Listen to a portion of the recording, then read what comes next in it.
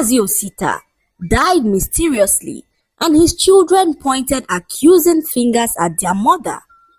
They walked in on her, forcing a strange drink down their father's throat, and when they checked, their father was already dead.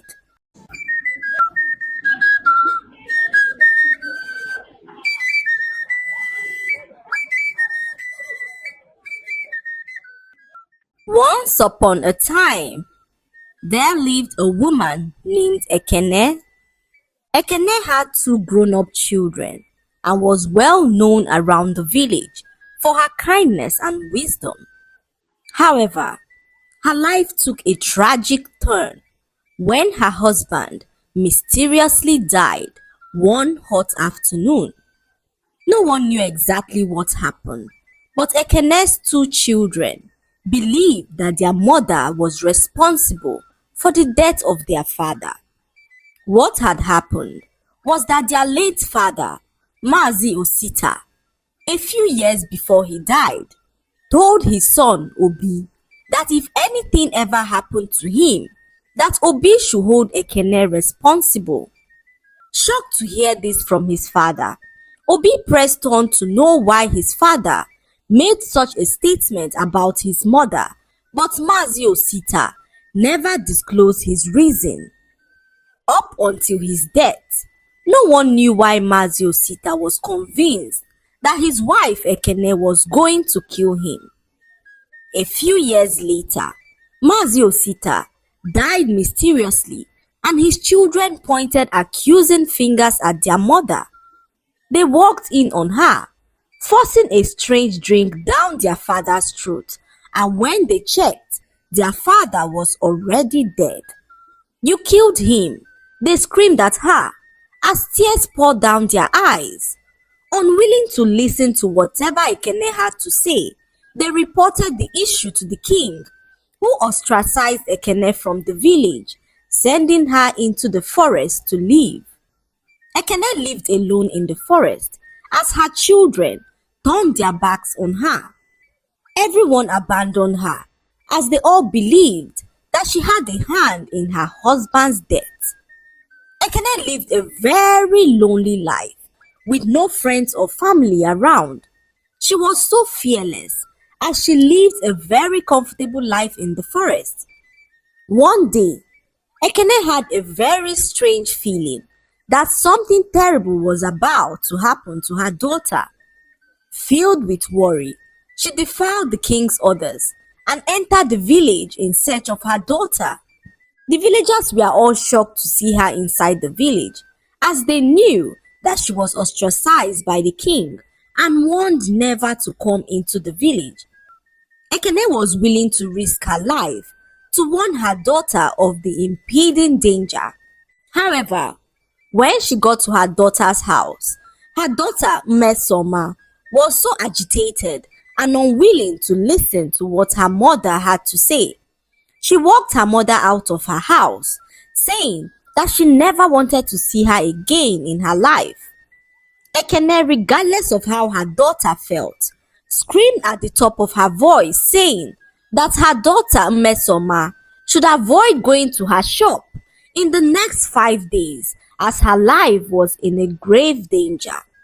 Once Ekene delivered her message to her daughter, she set out on her way back to the forest. In the days that followed, Mesoma, although furious at her mother, adhered to her mother's warning and kept away from her shop in the market. Not long afterwards, news reached her that her market shop collapsed mysteriously. Mesoma was shocked to hear this and was so grateful to her mother for the warning. She spoke to her brother Obi, telling him all that had happened and how their mother saved her from dying. But Obi was still filled with rage. He warned his sister Mesoma never to entertain their wicked mother again, because if she does, he would denounce her as his sister. Obi was his father's favorite, and the death of his father hit him so hard that he swore never to forgive his mother for killing his father. One night, Mesoma was trying to sleep but was so restless. She woke up in the middle of the night and couldn't stop thinking about her dear mother. Something kept prompting her to go check on her mother. So the next morning, she journeyed out of the village to the forest in search of her mother. She walked for a while and arrived at a small hut, which she guessed was that of her mother. Mesoma walked into the hut and met her mother extremely sick. Ekene, although weak, smiled at her daughter, and through labored breaths, she confessed, "My child, I never harmed your father. There's a dark secret, and you must listen carefully to understand." As Mesoma listened, she discovered that her father, Mazi Osita, committed suicide and died.